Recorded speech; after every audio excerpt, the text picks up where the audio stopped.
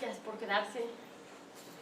Yo quiero platicarles, bueno, dormir en lugares extraños no dice realmente mucho de qué se trató la experiencia, así es que le tuve que agregar la información, que en realidad es la experiencia del Museum Camp, que 2016, la edición 2016, que es un evento profesional que alberga el Museo de Arte e Historia de Santa Cruz en California. Dura 3 días, ¿no? Entonces fue del 31 de agosto al 2 de septiembre del 2016. Y bueno, se trata es un evento profesional que aloja a 100 profesionales del sector cultural, nacionales e internacionales, nacionales estadounidenses e internacionales por los que alcancen a llegar, y que tiene como objetivo dormir en el museo, ¿no? Es un campamento para adultos y con ciertos objetivos profesionales muy interesantes. Es anual, es desarrollado por una persona visionaria que se llama Nina Simon, y cada emisión tiene un tema específico que se trabaja por los integrantes del campamento. En este año la emisión se trató de Change Makers. Change Maker pues, es un término para empezar difícil de trasladar al español, porque pues, no es un hacedor de cambio, ¿no? No es un cambiador, tampoco es un transformador, ¿no? Pero en general es un concepto que implica cómo generar cambios. La misión del Museum Camp estaba pues muy abierta, ¿no? O sea, te decía, vas a compartir con un grupo de profesionales un campamento, no te conoces, vienes de diferentes sectores y el objetivo es generar un cambio profesional, individual, colectivo, emocional, intelectual, el que tú te propongas, ¿no? Y entonces en realidad es una propuesta para hacer networking, le llaman, ¿no? Que en realidad es como crear vínculos. En este caso, pues los transformadores, que es como yo lo transcribo, como yo lo traslado al español, pues están unidos por la iniciativa de esta mujer acá que vemos aquí, que se llama Nina Simon, y que es la autora de estos 2 libros. El primer libro que sacó fue en 2010 y se llama The Participatory Museum, y el segundo libro es Art of Relevance.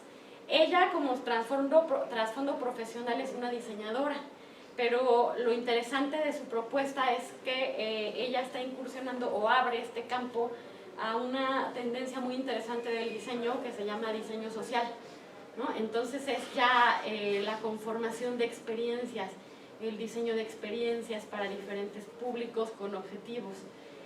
Este campamento se trató de diseñar experiencias para generar cambios, ¿no? El Participatory Museum, por ejemplo, es un libro que surgió en el que ella nos explica cómo transformó el Museo de Historia y Arte de Santa Cruz, ¿no? Este museo era un museo que cuando ella lo toma en 2009 estaba a punto de ser clausurado, porque en Estados Unidos muchas de las instituciones culturales pues no están auspiciadas o financiadas por el gobierno, sino por sponsors o patrocinadores. En este caso la ciudad de Santa Cruz es una ciudad de vacaciones, ¿no? Es una comunidad bastante hippie, fresca, agradable, que vas a pasar un buen rato, son una comunidad abierta, pero el museo estaba siendo obsoleto. Entonces ya no había participación, ya nadie lo frecuentaba y el museo no estaba significando nada, a pesar de ser el museo de historia y arte de esta ciudad. Entonces Nina Simon, los sponsors, los patrocinadores hicieron una convocatoria pública y dijeron, pues órale, admitimos proyectos, hagan un cambio, ¿no? Y Nina Simon llegó con este acercamiento hacia la participación, ¿no? Dijo, si no transformamos esto en un lugar en donde que sea relevante para la comunidad, este museo pues va a desaparecer. Y ya ante la desesperación de que se hundiera el barco, los patrocinadores le dieron chance de todo, ¿no? Y lo que ella generó fue un proyecto cultural sin precedente, incluso para Estados Unidos y creo que para nadie más en el mundo. El libro Participatory Museum habla de estas experiencias, de cómo generar un museo que sea relevante para la comunidad. Y el segundo libro, Art of Relevance, es una réplica, porque a partir de este desarrollo comunitario y vínculo que generó en el museo, hubo críticas de pues, la escuela de museología, de las otras instituciones, el Smithsonian, ¿no? Que decían, bueno, es que eso que tú haces no es un museo, ¿no? Porque, ¿qué pasa con las colecciones y el discurso del patrimonio y la investigación tan profunda y este gran mensaje? Era una aproximación de una crítica desde esta visión del museo como un templo del saber, ¿no? Y entonces ella construye Art of Relevance, que es un libro que publicó este año, en el que hace esta réplica y que dice cuál es la relevancia, ¿no?, del arte y del museo, y entonces juega con las palabras. Es una persona increíble. Y vivir el Museum Camp es una experiencia interesante porque este museo, aquí nada más está como un pequeño banner, que te encuentras a la entrada, pero como no pude descargar mis fotos, no está, o sea, es un museo que es bilingüe, entonces este banner lo tienes replicado enfrente en español, ¿no? Esta es una entrada en donde tienen esta instalación, es una entrada espectacular, es la entrada posterior. Y bueno, aquí esto es alegórico, a mí me gustaría que saliera un museo aquí, pero como yo no sé hacer GIFs, pues ya sale ahí del museo, ¿no? Y como lo dice, pues es un campamento. Entonces, pues cuando tú llegabas, te encontrabas ahí con un grupo de personas y sus equipajes de diferentes partes del mundo. Esta es mi mochila de colores. Y aquí metías todas tus porquerías, ¿no? Entonces, como un centro de resguardo para que se den una idea de todo lo que tenía que pasar, ¿no?, durante 3 noches en el Museum Camp. Bueno, esta era la presentación. ¿Quiénes hacían el Museum Camp? Pues en realidad está facilitado por el museo. Incluye a un equipo, que es Nina Simon, que ella se llama director ejecutivo, Elis Granata, que es, miren, yo lo que los puse aquí porque quiero que analicen pues el cargo, ¿no? Ella, su nombre es Community Catalyst, ¿no? O sea, ella se dedica a hacer catálisis o catalizar comunidades, ¿no? Y ese es su nombre, su cargo en el staff, ¿no? Y tenemos a Diana Katzner, que es Event Operations Catalyst, ¿no? Entonces, ellas en realidad es incluso generar una nueva estructura, ¿no?, de cómo te imaginas tu puesto y tu misión institucional. Este año además tuvimos unos consejeros que fueron unas figuras impresionantes, que era el director del Jardín Botánico de Berkeley, Mónica Montgomery, una mujer extraordinaria que creó el Museo del Impacto, y Beth Kapner, que era una sanadora profesional, que tiene el Happy Healthy Non-Profit, ¿no? Entonces ella se dedica a ayudar a los generadores de cambio a tener un trabajo, o sea, que no te destruya, ¿no? Porque todos sabemos que existe el burnout, que le llaman allá, que acá como le llamamos, pues cuando te agotas, ¿no? Te agotas por tus pues, dinámicas de trabajo. Y bueno, y nosotros, ¿no?, que éramos los Amazing Campers. Bueno, pues aquí estamos, ¿no?, nuestra foto de despedida en la entrada del museo, todos ahí como locos. Esto fue el último día antes de irnos a la playa de Locar. Pero ¿cuál era el reto?, ¿no? Pues que tenías que juntar un montón de gente que unos no hablábamos inglés chido y otros pues eran de Texas, que en la vida habían visto a alguien que no hablaba español bien, ¿no? Comunidad negra, que si se fijan estuvo muy poco representada, ¿no? Y bueno, los trasfondos, fue increíble, ¿no? Que fue relevante, y cuando pensé que quería contarles en 15 minutos, pues pensé muchas cosas, hasta que decidí una, que era la relevancia, ¿no? ¿Qué es lo que pude experimentar de primera mano? A una comunidad de creadores de arte, pero también de gestores, de curadores, de historiadores del arte, artistas visuales, pero también maestros, y un sector que a mí me impresionó porque yo no conocía esa dinámica cultural, que es el de los bibliotecarios, ¿no?, en Estados Unidos. Entonces, pues aquí les puse unos ejemplos de gente que me pareció bien padre y con la que tuve una buena relación, ¿no? Por ejemplo, ella, que era Tim Pushdale, ella era asistente y vicepresidente de experiencias públicas en la Academia de las Ciencias Naturales. O sea, son relevantísimos la manera en la que se plantean sus cargos, ¿no? Yo soy vicepresidente de experiencias públicas. Él, que era David, que era una maravilla de ser humano, es un bailarín, ¿no? Acá claramente dice trabajó como bailarín y estudió su maestría en liderazgo en artes y non-profit, ¿no? Entonces él pertenecía a un sector que era sin fines de lucro, ¿no?, en la Universidad de Seattle. Ya para empezar que existan esos programas académicos de maestría, pues, habla de algo, ahorita que me gustaría al final explicarles según yo qué fue, ¿no? Y estudió danza, ¿no? Bueno, no, en realidad estudió danza, periodismo e inglés. Así es el programa y está centrado en todo el que quiera ser como Alberto Dayal y tener sus libros de la historia de la danza, ¿no? Yo me imaginaba como eso, ¿no? Y luego esta mujer, que fue Jennifer, ella era una bibliotecaria que estudió biblioteconomía, ¿no? Que se me imagino que librarian, no sé en realidad cómo lo podríamos trasladar. Y ella en realidad era encargada de los programas y las exhibiciones en la Biblioteca Memorial de Heights, Arlington, ¿no? Y su trabajo era programar actividades de acercamiento con el público. Mónica Montgomery, ¿no? Que esta señora, una cosa extraordinaria, ella creó el Museum of Impact y es una persona que estudió comunicación y periodismo, ¿no? Que trabajó en una serie tuvo muchas prácticas profesionales en comunidades negras en Nueva York, hasta que un día, después de ser despedida de manera sistemática por el que los empleadores le decían eres demasiado radical, un día decidió formar este museo, que son unas experiencias pop-up que ella va montando en diferentes instituciones que quieren albergarla, y en el que habla de la experiencia emocional, física y comunitaria de vivir problemas sociales. Entonces su museo es como musealizar un problema social, y le llama Museo del Impacto porque ella considera que tenemos que hablar de lo que nos impacta y no nada más estarlo resintiendo en nuestros medios laborales, escolares, académicos y profesionales, ¿no? Sino que realmente llevarlo al discurso público, y ella lo resuelve a través de exhibiciones. Y esta otra chica, una mujer muy joven de 24 años que se dedica a los servicios de información en una biblioteca también, ¿no? Que estudió inglés y escritura creativa y que se dedica también a programar eventos. En este universo, o sea, podíamos ver que estaba configurado por instituciones públicas, organizaciones con fines de lucro y estos que se llamaban non-profit, ¿no? Los que son sin fines de lucro, y un sector también más radical que aquí no retraté, que eran los artivists, ¿no? Que estos eran artistas que generaban experiencias públicas con objetivos específicos comunitarios. ¿Por qué a mí me pareció relevante? Pues en primera tenemos toda una nueva nomenclatura, ¿no? De personajes que hacen ciertas actividades con públicos, ¿no? Y algo muy relevante para mí fue entender y aprender que ellos buscan acercar sus disciplinas en dos dimensiones. Hay una a la que le llaman outreach, que simplemente son actividades extramuros. Entonces ellos pueden tener una institución como la biblioteca o el Museo de Seattle, en caso de David, ¿no?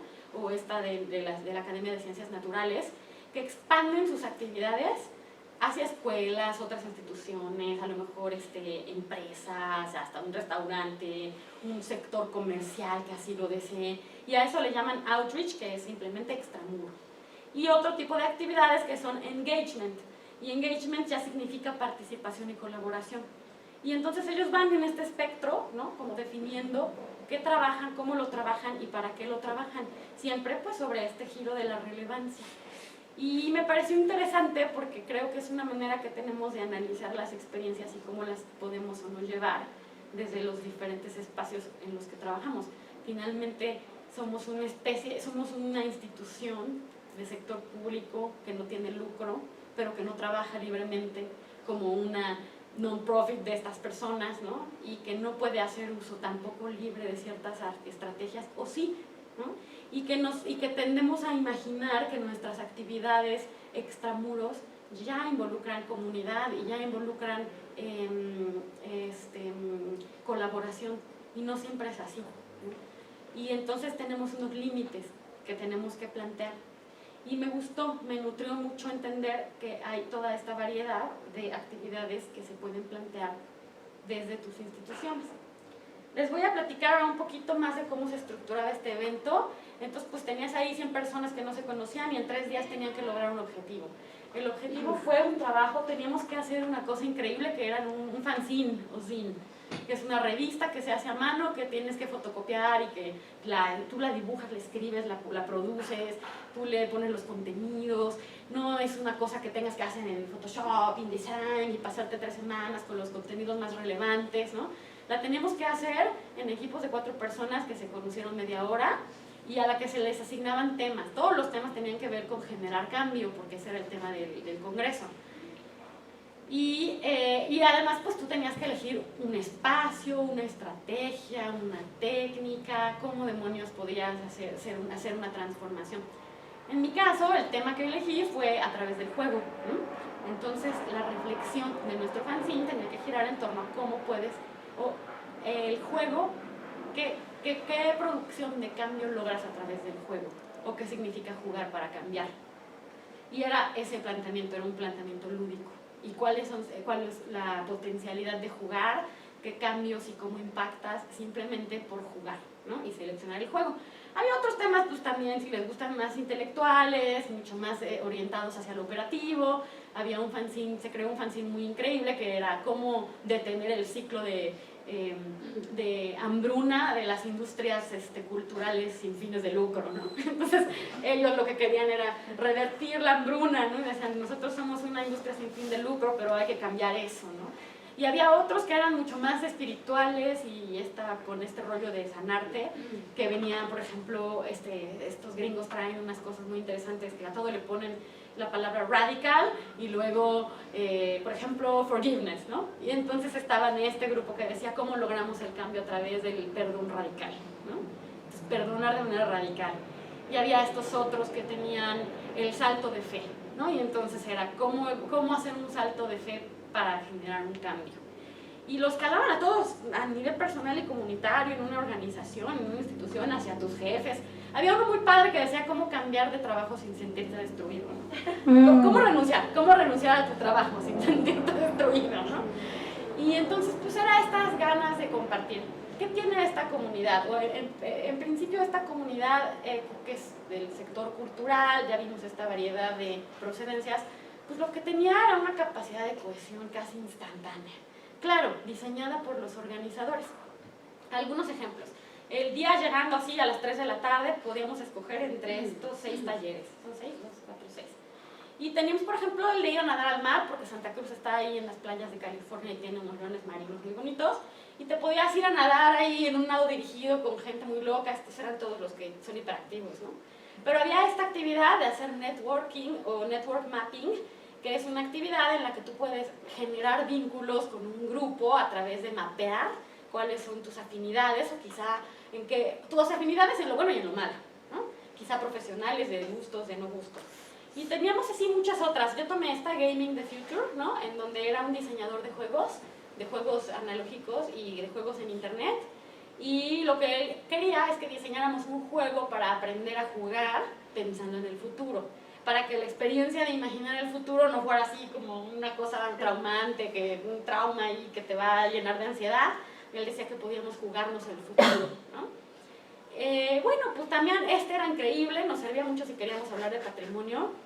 Este señor Julio Enrique Badel lo que hizo fue cómo hacer una obra de arte con tu mapa familiar y rescatar datos de la historia familiar, documentar tu patrimonio cultural, tus historias de migración y las emociones vinculadas a ello.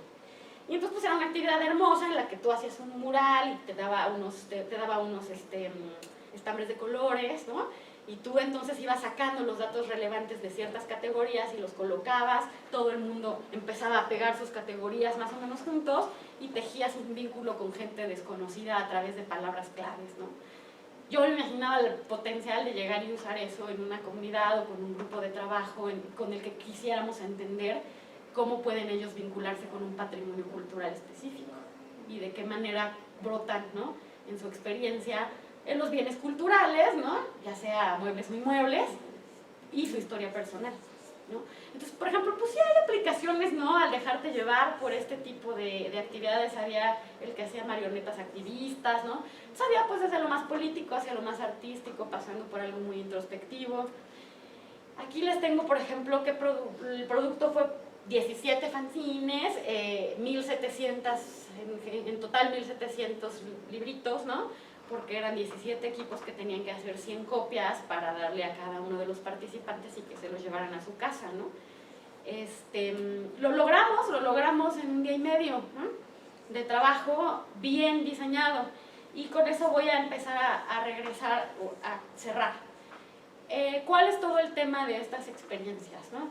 Esta diseñadora que se llama Nina Simon y su equipo de trabajo, que están albergando experiencias en un museo, y que ya vimos que tienen cargos como generador de comunidad, catalizador de comunidad, diseñador de experiencias sociales, pues pertenecen a una corriente de diseño que ha estado muy desarrollada por la Universidad de Stanford y otras, que se llama el Design Thinking y que tiene unas premisas, ¿no? Muy importantes. esta la tomé de la página de la Universidad de Stanford, ¿no? Pero dice, nosotros preparamos a innovadores, ¿no?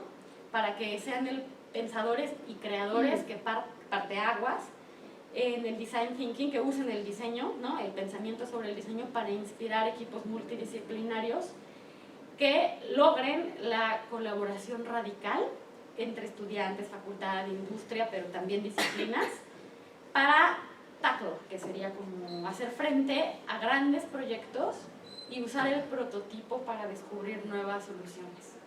Pues eso es lo que hicimos, ¿no? Porque no les platiqué, pero en el proceso de hacer un fanzine teníamos pasos que seguir y había un paso súper relevante que se llamaba el intercambio de consejos, ¿no? Entonces tú hacías un diseño, un no sé qué, un template, tus temas, no sé qué, y después tenías 2 horas para ir así como cacería de Pokémones a buscar a tus compañeros que ya habías conocido en otros talleres y ya habías hecho una red de mapeo, un ejercicio previo de mapear, ¿no? Y así, para pedirles consejo y decirle, oye, mira, ¿tú qué piensas que, en mi caso, tú para qué usas el juego cuando quieres cambiar, ¿no? Y entonces ya venían las reflexiones, pues yo uso el juego para cambiar mi estado de ánimo y luego entonces cambiar mi disposición hacia el trabajo. Así de básico, ¿no? O puedo usar el juego para construir unidad en un equipo que no se conoce, o uso el juego para sentirme exhausto físicamente y entonces estar relajado a la hora de trabajar. Uso el juego para comprender otros estados, otras formas de resolver problemas, ¿no? Y ya hacías así como unos ejercicios, y cuál es tu juego favorito, ¿no? Y qué juego cambió tu vida. Tú podías platicar con ellos. El intercambio de consejos realmente perfiló cómo diseñabas un producto final, ¿no? Todo esto eran pasos diseñados, la experiencia estaba diseñada por nuestras facilitadoras, que eran esta chica Nina Simon, Denise Granata y todos ellos, ¿no? Entonces, bueno, en el Design Thinking, pues vamos a tener como, el Design Thinking en realidad es esto, ¿no? Es un diseño que está centrado en los humanos y en la experiencia humana. Y lo que busca es tiene una serie de pasos.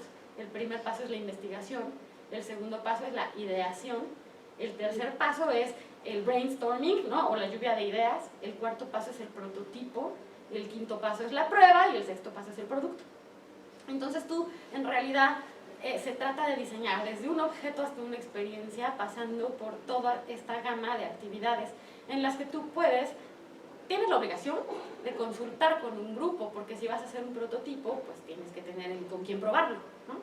Pero el nivel de participación que tú le quieras meter a tu diseño dependerá de un objetivo que tú te plantees originalmente.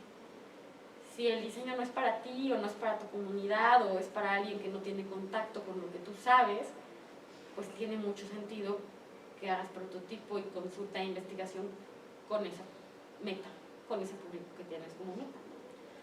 ¿Qué es bonito del design thinking y del hacer el prototipo? Que se han utilizado en casos de estudio que no son solo museos. Esta fue una experiencia de primera mano con un museo, pero se utiliza mucho, sobre todo inició en la educación, en el sector educativo, porque pues la gente que hace educación siempre tiene un aula para experimentar y tiene un desarrollo de acciones con resultados planeados que todo el tiempo puede probar. Y lo utiliza mucho también la ciencia médica, los enfermeros, la gente que hace prótesis, ¿no? El diseño de programas de asistencia médica, ¿no? Cómo tenemos que ayudar a una población de sordomudos, qué hay que hacer para que haya accesibilidad, la gente que no tiene piernas, ¿no? Es como el diseño tal cual, pero aplicado ya a las experiencias sociales. ¿Cómo lo viví el museo, cómo lo está implementando? El Museo de Historia y Arte tiene, por ejemplo, Historia y Arte. Aunque lo que yo detecté es que la mayoría de sus galerías están trabajadas hacia el arte y en exhibiciones de arte, tiene la de historia, que es muy interesante. Santa Cruz como ciudad no tiene una historia, su historia empieza así fuerte como en el siglo XIX, entonces es muy joven. Y ellos lo que están queriendo involucrar es esta, ¿no? O sea, te meten siempre tus preguntas, ¿cómo haces historia? Y ellos pueden contestar con sus post-its, ¿no? Y fíjense además que la cédula es bilingüe. En el Museo de Santa Cruz todo es bilingüe desde hace 3 años, ¿no? ¿Por qué? Pues porque hay una alta población de hispanohablantes. Esta es la entrada a la galería de historia, ¿no? En donde ya te hacen la pregunta, ¿tú cómo harías historia? Y aquí si no van a alcanzar a leer, pero en español y en inglés siempre dicen Por ejemplo, el primero, luchando contra la injusticia, al construir una comunidad en torno al arte, al tomar el control después de una pérdida, al proteger el medio ambiente, al hacer tus sueños de infancia realidad, al ayudar a otros a seguir sus sueños. Y entonces pues tienen ya, ¿no?, sus respuestas, la pregunta, y la galería la estructuraron de una manera espectacular, ¿no? Lo que tenemos aquí es la ropa original de un mexicano migrante que se dedica a recoger fresas en el Valle de California, porque resulta que tienen muchos migrantes de estas regiones de México que han trabajado por más de 100 años, acá está la foto, ¿no?, en la recolección de estos frutos, ¿no? Entonces, en realidad, todo esto que vemos aquí, que vendrían a ser cédulas, son entrevistas, son pedazos de entrevistas o diarios, incluso de las personas, notas de periódico, el nombre de la mujer que donó esta ropa, ¿no?, para que aquí te explican cómo se usa. Y de este lado, pues tenemos unos surfers, ¿no? Porque, pues como no, Santa Cruz se trata de surfear desde hace muchísimos años, ¿no?, desde el 19, y pues aquí te van platicando, por ejemplo, de dónde provienen estos personajes. Todos estos puntos son la cantidad de personas que vienen de Estados Unidos a vacacionar aquí, ¿no? Y entonces esta es la historia de su ciudad. Y está construida a partir de personas, ¿no? No a partir de una línea del tiempo que tiene unos eventos que hay que conmemorar, ¿no? ¿Quiénes son, pues, los agentes de la historia? Esa investigación es la que ellos se dedican a hacer, pues, preguntando, ¿no? Tienen otro tipo de exhibiciones, las de arte, que esta me gustó muchísimo porque se llamaba Los secretos de tu corazón, que te los dice la madame, no me acuerdo qué, del corazón. Y entonces ahí te dan una libreta, ¿no?, en la que te hacen unas preguntas específicas. Acá es ¿quién soy yo en mi corazón? Y tú tienes que contestar, ¿no? Y acá está en inglés, ¿no? Tenían igual los cuadros en inglés y en español, y tú podías pasar por las diferentes exhibiciones haciendo algo con esta exposición. Relevante, pues en el diseño museográfico está decidida por diseñadores, pero esto era un taller que en la misma ciudad de Santa Cruz es un taller de literatura para jóvenes, y ellos son los que inventaron los ejercicios, cómo hacer las preguntas al personaje, y entonces el museo acoge esa iniciativa y dice, bueno, pues volvamos la sala de exhibición, ¿no?, y veamos qué trabajamos con ella. Aquí está, ¿no?, cómo soy en mi corazón, ¿no?, y estoy alerta, soy curioso, soy salvaje. Tú podías ir eligiendo piezas. Relevante, pues que estaba en inglés y en español, todo el museo, cada una de sus cédulas está traducida. Pues ahí vemos de nuevo inclusión y participación. Y ya como colofón, pues como me aproveché estaba a como 2 horas de San Francisco, me aproveché para visitar Exploratorium. Exploratorium es un gran centro interactivo que está diseñado desde principios del siglo XX por un físico de la NASA que se fue a vivir ahí a San Francisco y era maestro, pero dijo, es que yo no quiero en las aulas explicarles la teoría, y les llevó los experimentos y empezó una colección de experimentos científicos. Y hoy Exploratorium diseña exhibiciones de experimentos científicos sociales, que estamos acostumbrados a pensar que vamos a ver una exhibición como de electromecánico, no sé cómo se llama, ya ni siquiera, electromagnetismo, electricidad y luz, pero no, esta gente te hace experimentos, y los experimentos son exhibiciones, por ejemplo, compartir, y esta fue una que a mí me gustó mucho. Les voy a decir qué dice donación con contemplación, y la instrucción es dona aquí para alguna de las causas que consideres más relevante para tu vida. Y entonces en esta, lo que pasa es que ya no se ve muy bien, pero una decía, en los murales del distrito de Misión de San Francisco, dónale a este grupo de artistas latinos. La otra decía para perros de la calle, ¿no?, y lugares de cuidar perros. Y la otra era para personas, accesibilidad para personas invidentes. Y pues la que va ganando hasta la fecha es esta, que es la de las personas invidentes. Es bien interesante cómo un acto de donación se puede convertir en un display de exhibición, ¿no?, en el que te invita a reflexionar, pero además se nota cómo somos como comunidad al estar donando, ¿no?, en tiempo real. Y bueno, esta vertiente participativa yo no quería dejar de mencionar que todo empezó en 2014, cuando empecé a tomar los cursos con Leticia Pérez en la INCRIM, que es una persona que hace estudios de público y que es quien realmente está explorando el tema aquí a nivel Churubusco, y que ella es Katy McLean, y que nos empezó a dar unos cursos de hacer prototipos, ¿no? Entonces tuvimos ahí como una serie de experiencias en las que teníamos que generar el prototipo para probarlo entre las personas del curso. ¿Qué es esto? Una invitación a que diseñen haciendo prototipos, o sea, diseñen lo que quieran transformar en comunicación, o lo que quieran comunicar, lo que quieran llevarle a otra persona, ya sea un auditorio, una clase, un curso de conservación preventiva, una plática, ¿no? Incluso quizá una especie de, no sé cómo llamarlo, ustedes me disculparán, pero cuando quieran entregar o devolver un bien con el que han trabajado, siempre hay un prototipo con el que pueden valerse para entender cómo va a ser recibido y utilizado por los demás. Esa es la experiencia que yo tuve y que me gustaría, sobre la que me gusta reflexionar.